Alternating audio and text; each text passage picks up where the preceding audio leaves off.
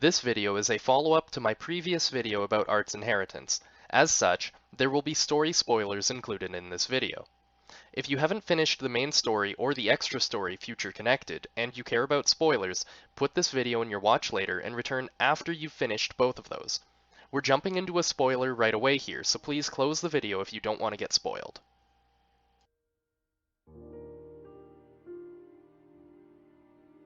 Hello and welcome to everybody that stuck around or returned. This is Xenoblade Chronicles Definitive Edition, and today I'll be explaining some newer findings and sharing some resources, as well as correcting a mistake that was made in my previous video. As this video shows off a variety of documents, charts, and other informational sources, there will be a lot less gameplay this time around. Additionally, everything mentioned in the video will be linked in the description below if you'd like to check it out for yourself. With this all out of the way, let's get into the updates. First of all, I want to correct a mistake that was made in my previous video regarding damage calculation. In my previous video, I said that an Art's damage was calculated based on the Art's level, original owner's weapon damage, strength or ether, and other bonuses. This is untrue. Though the original owner can increase the amount of damage that an Art deals when inherited onto others by boosting the Art's level, damage is actually calculated using the weapon damage, strength or ether, and other bonuses of whoever is using the Art. The original owner's stats only affect the damage shown in the Art's info panel, as well as how much damage the original owner will deal, but does not affect how much damage a character who is not the original owner will deal. Let's say Shulk inherits Ryan's Lariat, for example. Ryan changing weapons will make the damage in the Art's info panel change, but it will not affect how much damage Shulk deals, despite what the Art's info panel shows.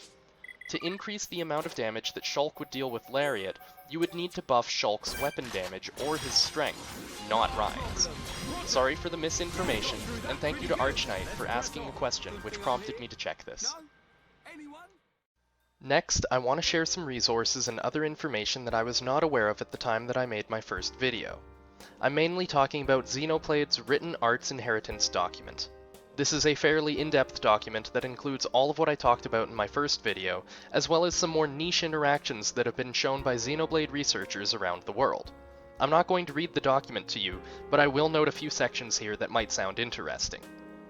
Weapon deletion, which allows you to play the game weaponless on characters that are not Shulk. Weapon limit bypass, which explains how you can hold more than the regular cap of 450 weapons in your inventory.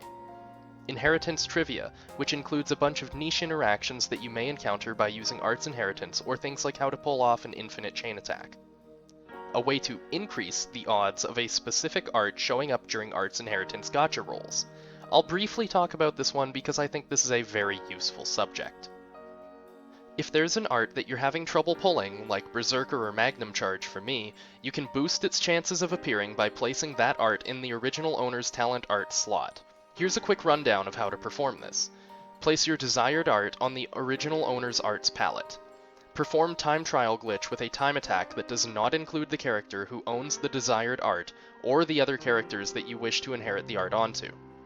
Play until you have unlocked the owner of the desired Art, as well as all the characters who you want to inherit the desired Art onto. Put the original owner of the desired Art in slot 1, in other words, have them as your controlled character. Organize your party so that any characters who would like to inherit the desired Art are in slots around the controlled character. Roll the Art's gacha until you get the talent Art of the controlled character and swap the talent Art with the desired Art. Continue rolling the Art's gacha until the desired Art shows up. Inherit the desired Art onto any characters who you want to inherit that Art. Once you've inherited the desired Art onto whoever you want, you can go back to your controlled character and swap that Art out from their talent slot with another Art on their Art's palette, if you'd like to boost the chances of that Art appearing too. Xenoblade also has a link to a Google spreadsheet that shows which Arts share the same animation index between characters. You can use this to figure out what animations you want to use or avoid, depending on how you plan on playing. I'll be linking both the document and this spreadsheet in the description below. Moving on to the most exciting section now, I want to talk about new finds and other information regarding Art's inheritance. Let's start with the big one. On December 25th, 2020, the Japanese community discovered why they were getting so many errors that us overseas players weren't getting. And it's all because of the game language. Languages like Chinese, Japanese, and Korean all suffer a bunch of errors, and because of this, players using those languages were having a ton of trouble not crashing while attempting to roll the Arts Gacha. So what does this mean? If you're running into errors while rolling the Arts Gacha, you should swap your system language to English, which allows you to run Xenoblade Chronicles Definitive Edition with English text.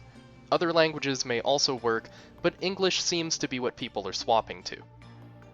With this in mind, I also need to add a bit of a warning that affects everyone regardless of language. Please be careful while rolling the Arts Gacha. I personally had an issue come up while rolling the Arts Gacha in English. After around 2 hours of rolling the Arts Gacha, my audio was making crackling noises. I initially thought this was just a game problem, but it was much more than that. Turns out, the crackling also occurred on the home screen as well. On top of this, the sleep button on the home screen was unresponsive. It didn't open the menu asking if I wanted to put the system to sleep or anything. I ended up having to hold the power button on the console itself to force a shutdown. I gave it around 10 seconds, then powered it back on. It didn't instantly turn back on like most times either. It took a few extra seconds.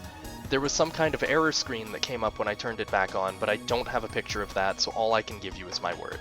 I don't currently know why this happened, but for now I recommend rebooting the console after an hour or so of rolling the Arts Gacha. I'll do what I can to keep everyone updated, if we happen to learn more. In other news, Hyper-T rolled the Arts Gacha 10,000 times and documented the arts that appeared, how often they appeared, and their estimated likeliness of appearing. All of this information is posted to Hyper-T's blog, which will be linked in the description below. Though this blog was written in Japanese, you might be able to understand some of it by performing an auto-translate in Chrome or Edge. However, if you don't want to do that, then allow me to explain the gist of this blog post. Hyper-T opens the blog post by stating, "It became possible to document 10,000 Arts Gacha rolls thanks to the recent discovery of changing the system language to English." The next section in this blog post explains what Arts Inheritance is, as well as why we call the method of inheritance the Arts Gacha. For those who don't understand why, it's simply because of how random the process is. This section talks about the setup. Hyper-T states that the character order used, from left to right, was Rein, Sharla, Fiora, Dunban, Ricky, Shulk, then Melia. Hyper-T also shows the arts that Rein currently has on his arts palette. Next, Hyper-T explains the method for recording the 10,000 rolls. A screenshot was taken to show the result of each roll, and then Hyper-T used OCR, or Optical Character Recognition, to take the information in the screenshots and convert it to text. Hyper-T was worried that the macro would get interrupted or the system would crash partway through, but there were no issues. The process took around 12 hours to complete the 10,000 rolls, with each roll taking around 4.3 seconds. Hyper-T also includes a link to another blog post about how to automate Arts Gacha rolls for yourself, if you're interested in that. Here are the results for the 10,000 Arts Gacha rolls. I'm not going to read all of this, but I do want to point out a couple of things. Minato Enchant showed up more often than any other art with a staggering 627 appearances, which was about 3 times more often than the second most frequent art, Anchor Chain, at 194 appearances. There were 1,950 arts that were rolled in total, leaving 8,050 of the rolls being blank. The top 3 characters whose arts appeared when rolling the gacha were Shulk, Rein, and Nene. Nene was carried incredibly hard by how often her Chive Sobad showed up, which is rather strange. Hyper-T notes that the probability is very easy to calculate because of doing 10,000 rolls in total. An art appearing 100 times would equal a 1% chance of it showing up. However, if an art only appeared a single time, then there is only a 0.01% chance of it showing up. This means that Minato Enchant showed up 6.27% of the time, and blank arts showed up 80.5% of the time. Hyper-T notes that there are 235 unique arts, which include actions like Retreat or Chain Attack. Of these 235, only 81 unique arts appeared during this test. This graphic shows how many rolls were done before each of these descriptionless arts appeared.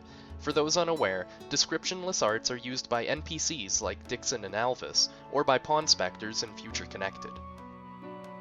This chart shows the number of times arts appeared based on their Act IDX. If you don't know what Act IDX is, it's the animation index that is called when performing an art. HyperT says that there may be a correlation between how often which Act IDX shows up and the amount of arts that are set on your controlled character's arts palette, which shares the same Act IDX. HyperT notes that in general, it feels like the arts with smaller arts IDs show up more often than arts with larger arts IDs. The major exception to this is Nene's Chive Sobat, which showed up 122 times despite having an arts ID of 184. If you don't know what an arts ID is, it's just the internal unique number used to identify an art. If you notice something in the data that wasn't mentioned, let me know in the comments. Maybe there's something that we're completely overlooking. Anything helps. After HyperT made the blog post, Test also made a chart of how often arts showed up in Test's own gacha rolls. Orange background shows up very often, green background can show up, and white background almost requires the talent slot method to make the art appear. Additionally, the red text is for the arts that appear at the top of a character's arts list, making inheritance easy. The translated charts can all be found in a single Google spreadsheet, which will be linked in the description below. Finally, I want to thank everyone who shared the previous video, whether it was through Reddit, Discord, or whatever you might have used. While I don't care about the views myself, I am glad that Arts Inheritance is constantly getting more attention and more people are gaining interest in it. There was a bit of worry a while back that progress regarding Arts Inheritance was going to stop completely, since it was mainly a small Japanese community that knew about it, but now there's a lot more attention on the subject, and I couldn't be happier to see it continue growing. I'm going to close out the video by giving thanks to a bunch of people who have helped out with the making of this video. Archknight, for helping me realize my mistake in the previous video. Xenoblade, for the written Arts Inheritance document and Arts Inheritance table. HyperT, for the 10,000 Arts Gacha Rolls blog post. Test Account, Apple Marimo, and many others in the Japanese community who tested and confirmed the language swap to prevent crashing. Test Account, for the appearance rates chart and helping me keep up to date on Arts Inheritance developments in the Japanese community. Mix, for sharing my previous video in a YouTube community post. The countless people who have shared my previous video on Reddit. And of course, thank you for watching and being interested in Xenoblade Chronicles Definitive Edition. Take care, and I hope to see you again.